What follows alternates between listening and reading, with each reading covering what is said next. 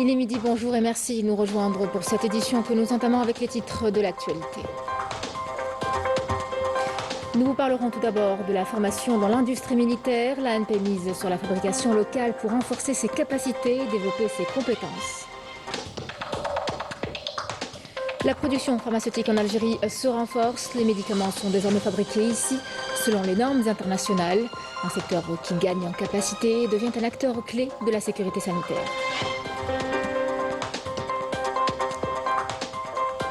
Au Maroc, de nombreux villages restent isolés et privés de services essentiels. Les habitants vivent dans des conditions très difficiles. Une détresse accentuée par le silence du régime du Barzen. Nous parlerons aussi d'une association qui accompagne les jeunes couples avant le mariage à travers des ateliers sur la vie conjugale. Un reportage est à suivre.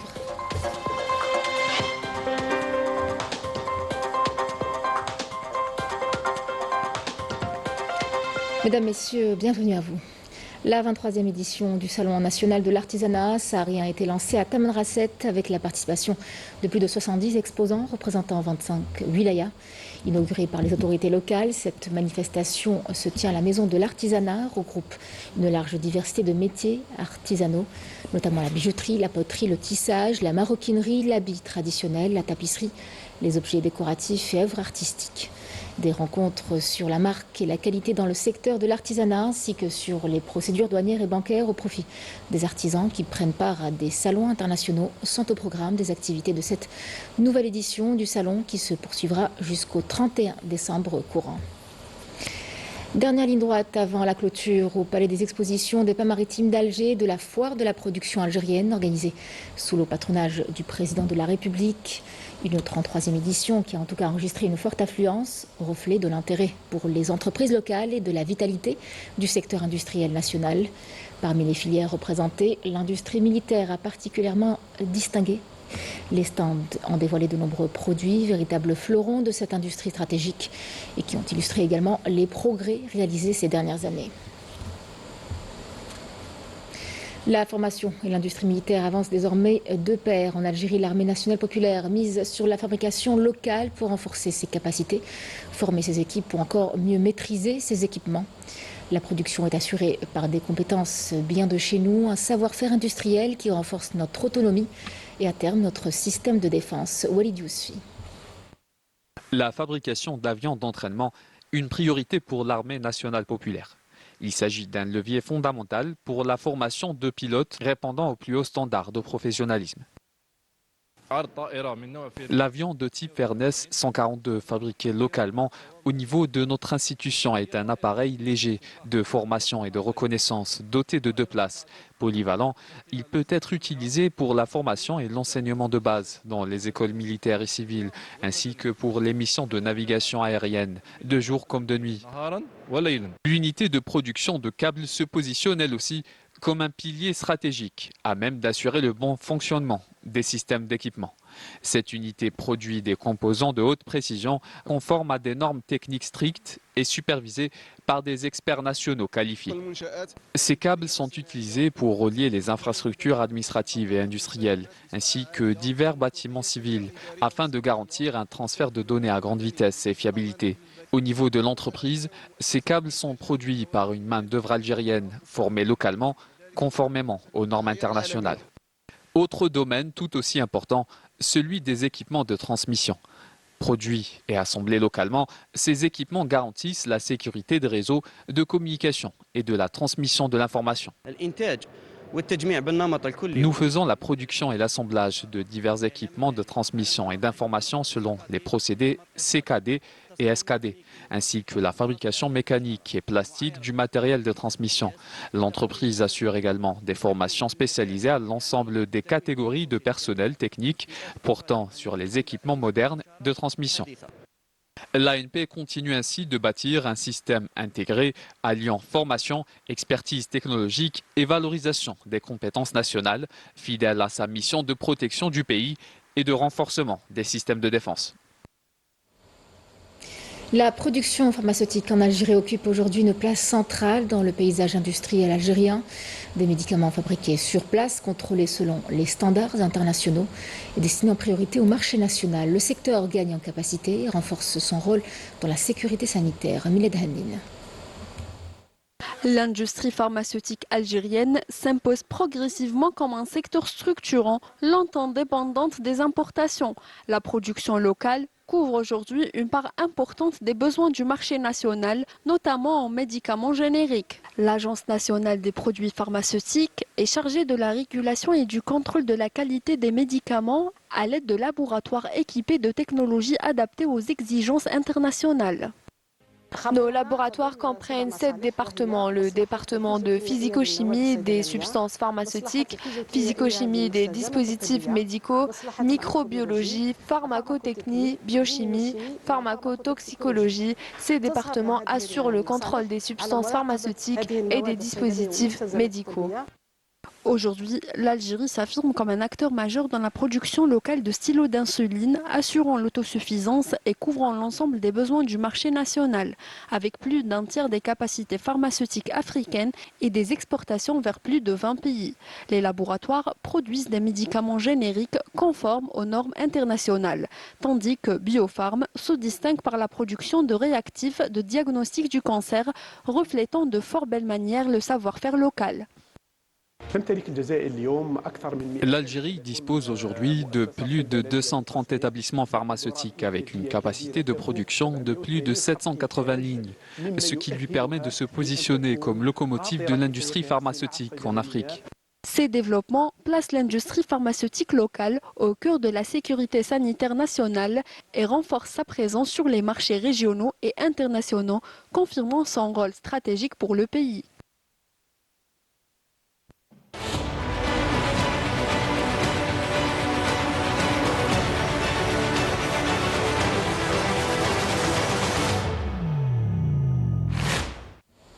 Au Maroc, de nombreuses familles traversent des jours extrêmement difficiles. Des villages entiers sont isolés, coupés du reste du monde et dépourvus de tout service essentiel. Une situation face à laquelle le régime du Marzen reste silencieux. Maïcha Bout. Au Merzen, les habitants des villages et des zones montagneuses vivent une situation très difficile. Les routes sont bloquées, ils n'arrivent plus à se ravitailler et ils sont coupés d'eau et d'électricité depuis plusieurs jours. Ils se retrouvent complètement isolés, sans aide réelle des autorités, face à des conditions naturelles très dures. Mais enfin, qui sont ces habitants des montagnes? Ne sont-ils pas des Marocains, des citoyens comme les autres? Comment peut-on les laisser vivre ainsi, oubliés et abandonnés? Vous vivez dans le confort et la stabilité, au chaud et à l'abri, pendant que des familles affrontent le froid, la pluie et l'oubli total. Là-haut, des citoyens sont livrés à eux-mêmes.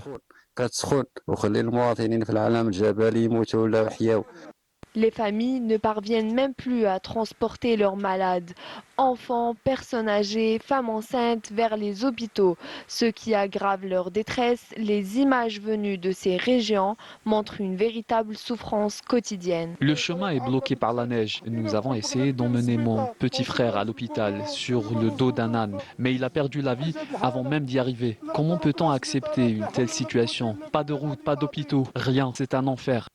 Les élèves, eux aussi, sont touchés. Certains doivent marcher plusieurs kilomètres pour aller à l'école, alors que plus de 900 établissements ruraux ont fermé, faute de transport, de chauffage ou de cantine.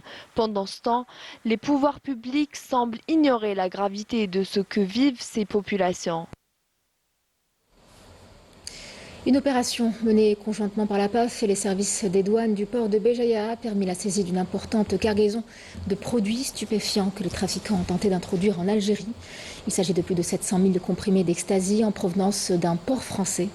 Cette cargaison de 320 kg a été repérée par le scanner de la police et des douanes du port de Béjaïa et a été répartie sur 3 véhicules touristiques dissimulés dans des cachettes secrètes ajoutées dans différentes parties de ces voitures. Une opération qui a aussi permis l'arrestation de 2 femmes et d'un homme. L'enquête est menée par la brigade de lutte contre le commerce illicite des drogues relevant de la sûreté de Wilaya, sous l'égide du parquet compétent. Les enquêteurs ont mené plusieurs opérations à Béjaïa, Alger et Sétif, ont démantelé le réseau criminel et arrêté 17 personnes, dont une femme. L'opération a permis la saisie de 18 véhicules de différents types, une somme d'argent estimée à 202 millions de centimes de dinars, une somme d'argent en devise de 2 980 €, d'appareils sensibles et de 3 armes à feu, des cachets ainsi que de faux timbres. D'autres membres de ce réseau criminel international se trouvant en Algérie et à l'étranger ont été identifiés. Les suspects ont été présentés devant le procureur de la République près du pôle pénal compétent du tribunal de Sidi Mohamed. Le ministre des Moudjahidines et des ayants droit, Abdelmalek Tashrif, accompagné du ministre de l'Industrie, Yahya Bachir, a présidé hier, dans la wilaya de Guelma, la commémoration du 47e anniversaire du décès de l'ancien président Houari Boumediene. Au village de Bni Addi, dans la commune de Medjez Amar, où est érigé le monument historique à la mémoire du défunt président, ainsi que la demeure où il naquit. La cérémonie a donné lieu à la levée des couleurs nationales et la pose d'une gerbe de fleurs suivie de la lecture de la Fatiha du Saint-Coran. Le secrétaire général de l'Organisation nationale des Moudjahidines, le secrétaire général de l'Organisation nationale des enfants de Chouhada, des anciens Moudjahidines, des parlementaires ainsi que les autorités locales ont assisté à cette cérémonie de recueillement.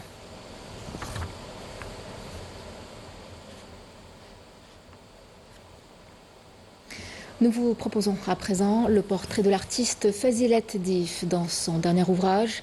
Elle met en lumière les femmes qui ont porté les musiques classiques algériennes. Un recueil qui offre un regard unique sur un patrimoine musical inestimable. Le portrait est signé Amira Sefta. Musicienne, passionnée de patrimoine et de transmission, Fazilet Dif signe un ouvrage consacré à la mémoire musicale algérienne. C'est le résultat d'un long processus. En fait, c'est tout juste le début d'un résultat, parce que le processus a commencé il y a très très longtemps. Il a commencé le jour où j'ai mis les pieds au conservatoire. Et le jour où j'ai mis les pieds au conservatoire, c'était il y a près d'une 50aine d'années. Le chant féminin d'Alger est le titre qu'elle a choisi pour ce livre, qu'elle a dédié aux musiques classiques algériennes. Un recueil dans lequel on découvre les œuvres, leur histoire, mais surtout celles qui les ont portées, les femmes interprètes. À travers cet ouvrage, l'auteur met en lumière les voix féminines algériennes longtemps restées dans l'ombre, des artistes qui ont initié ou contribué par leur talent à préserver un héritage culturel précieux. Donc on essayait de trouver des informations concernant Alma Yamna Bint El Hadj Mahdi, et puis par la suite, obligatoirement, de fil en aiguille, j'ai réussi à comprendre un petit peu comment se sont constituées réellement les msma'at. Ça ne datait pas que de cette époque-là. Là, on est simplement au 19e. Mais elles ne venaient pas que du 19e, elles viennent de beaucoup plus loin. On arrive à les tracer au 18e, parce qu'en fait, au 18e, il se trouve que les Msma'at du XVIIIe siècle était un ensemble de tambourinaires reconnus officiellement qui faisaient partie des protocoles officiels du Dey d'Alger lorsqu'il accueillait des délégations officielles. Mieux encore, le livre offre un petit plus. Dès la première page, un QR code à scanner. Il permet d'accéder à des musiques classiques algériennes. Une immersion sonore qui accompagne la lecture et marie l'écrit à la musique. C'est justement pour ça qu'il m'arrive de dire que ce livre n'est pas qu'un livre, mais c'est un livre chantant. C'est un livre chantant parce que vous prenez la première page, vous scannez le QR code, vous avez la musique et vous continuez à le lire. Donc vous le lisez tout en écoutant de la musique.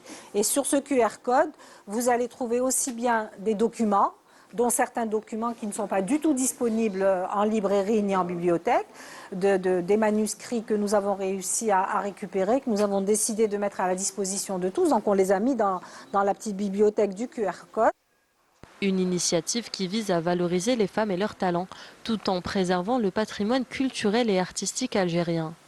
Le chant féminin d'Alger se présente ainsi comme un vibrant travail de mémoire, entre transmission, hommage et modernité. Comment préparer au mieux sa vie de couple avant le mariage? L'association Projet Ma Famille propose des sessions de formation aux jeunes couples qui envisagent de s'unir. Des ateliers abordent la vie conjugale, la psychologie familiale et la gestion du budget. Des consultations pour accompagner les familles dans différents aspects de leur quotidien sont aussi offertes. C'est un reportage de Badia Marni. Une famille sereine et épanouie est une famille qui prend en charge différents aspects au quotidien. La psychologie, la santé, le social et le budget. L'association Projet Ma Famille prend en charge des couples, des membres de famille et même des célibataires pour leur apprendre le secret de la réussite dans la vie. Je viens ici chaque week-end pour apprendre comment gérer ma vie future avec mon éventuel partenaire. Mon objectif en adhérant à cette association est de participer à éveiller les consciences et aider à construire des familles stables dans notre société.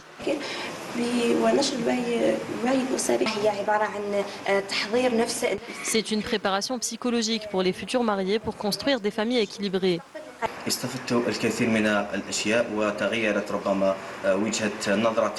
J'ai beaucoup appris de ces formations, même ma vision de la vie a changé. Sundus s'apprête à s'envoler en noces. Elle avoue que grâce aux formations qu'elle suit au sein de cette association, elle conçoit autrement le mariage. Même cas de figure pour Marwan, qui se dit contente d'apprendre beaucoup sur la vie, notamment de couple. Franchement, ces sessions de formation me sont utiles puisque je vais me marier en toute conscience, en connaissant mieux mes responsabilités et la vie de couple, loin des images véhiculées par les réseaux sociaux. La famille est essentielle dans la société. Il faut qu'elle soit consciente et prendre en compte différents paramètres juridiques, sociaux et psychologiques. Je suis ces sessions pour me préparer à l'avenir, à ma vie de couple. L'association Projet Ma Famille compte dans son encadrement des psychologues, des sociologues et d'autres profils. Beaucoup ont commencé comme des adhérents pour acquérir des connaissances, notamment dans la gestion du budget familial. Devenus membres à part entière, ils encadrent à leur tour les personnes qui viennent suivre les formations, dispenser ou solliciter des conseils. Mon rôle en tant que psychologue est d'accompagner les futurs couples qui ont un projet de mariage et détecter d'éventuels troubles psychologiques et les traiter pour éviter un impact négatif sur la relation du couple. Je gère le côté économique de l'association et je prends en charge les couples au niveau de leur budget. Le projet de l'association, c'est que la famille, ce n'est pas un hasard, ce n'est pas une relation émotionnelle, mais c'est créer un leadership familial. Et ça, par rapport à ce qui me concerne, c'est le côté santé. Grâce à ces formations, j'ai changé ma vision de la vie et de la famille. Avant, j'étais un peu nerveux et maintenant j'arrive à mieux vivre avec ma famille, mon épouse et mes enfants. Créée il y a 3 ans, cette association accompagne les familles pour leur épanouissement et pas que. Elle s'intéresse même aux problématiques actuelles liées notamment aux réseaux sociaux. عندنا شيء جديد ايضا في جمعيتنا وهو تعديل السلوك الرقمي. ربما هذه مصطلحات نفسيه رانا نخدموا فيها في سياق الجمعيه باش نعطيو دي زوتي دو ترافاي لي فامي pour qu'ils maîtrisent la situation في السياق الاسري تاعهم. L'importance de la cellule familiale n'est plus à démontrer lorsqu'on sait qu'elle joue un rôle important dans la société. Mieux comprendre ce rôle contribue à l'éducation d'individus capables de s'intégrer dans la vie sociale et civique. Direction Timimoun au cœur du Gourara avec l'Ahlil, un chant soufi saharien parmi les plus anciens transmis de génération en génération. Il s'agit d'un art collectif qui s'accompagne de voix, d'instruments et de rituels nocturnes. Un héritage culturel et spirituel profondément ancré dans la région. Mina Al-Araj ainsi que Majda Diahmoun. Mêlant le zénith et l'arabe, Ahlil demeure ce chant soufi ancestral propre au Gourara. Porté par une voix collective, le rythme des mains et les instruments traditionnels incarnent un patrimoine vivant transmis de génération en génération.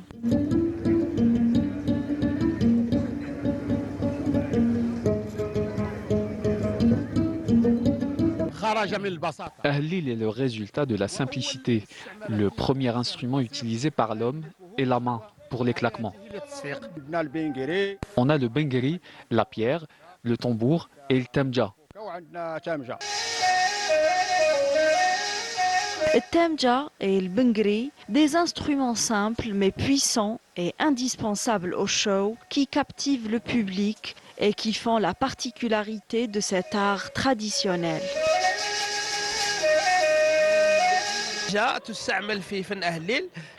Tamja est utilisé pendant le spectacle car le rythme d'arrêt est compliqué. Pour ce qui est de Tagaraout, qui s'interprète en étant assis, on utilise le gombri et la pierre.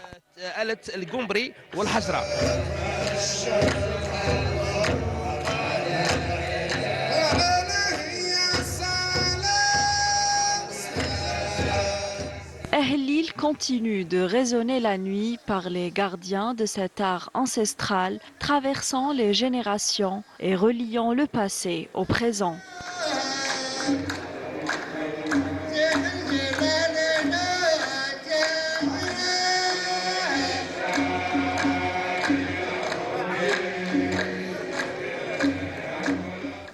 La wilaya d'Oran a reçu dans la soirée d'hier le Golden Award décerné par l'Union afro-asiatique du tourisme, du commerce électronique et de l'économie, attribué à la fin du mois d'octobre dernier à la capitale de l'Ouest algérien en tant que meilleure destination touristique émergente en Afrique pour l'année 2025. Revenons sur cette cérémonie avec Yasmine Amri.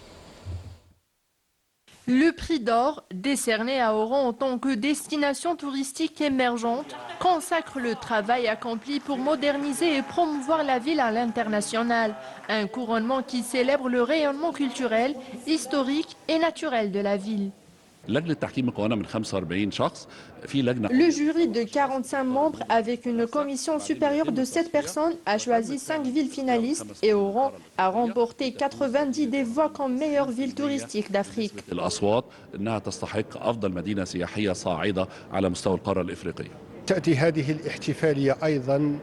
Cette célébration vise également à mettre en valeur les efforts de l'État pour accompagner le tourisme et en faire un projet de développement économique alternatif. La ville séduit par son patrimoine architectural, ses plages et sa vie culturelle dynamique. Les responsables touristiques et les professionnels s'accordent à dire que cette distinction renforcera l'attractivité d'Oran et encouragera l'investissement dans le secteur. Plusieurs projets sont déjà prévus pour améliorer les infrastructures et développer l'offre touristique. Ils examinent le tourisme et les infrastructures existantes, notamment à Oran, où l'on parle beaucoup de l'accueil des gens, de l'histoire, de la dimension stratégique et culturelle de la ville.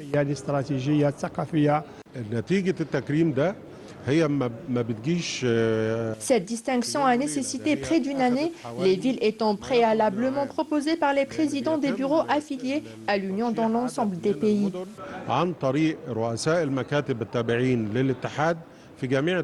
Le prix d'or confirme Oran comme une destination touristique prometteuse, valorisant son patrimoine et encourageant le développement du tourisme local. C'est la fin de ce journal. Je vous remercie de l'avoir suivi. Bon appétit et bel après-midi à vous. À ce soir, 19h.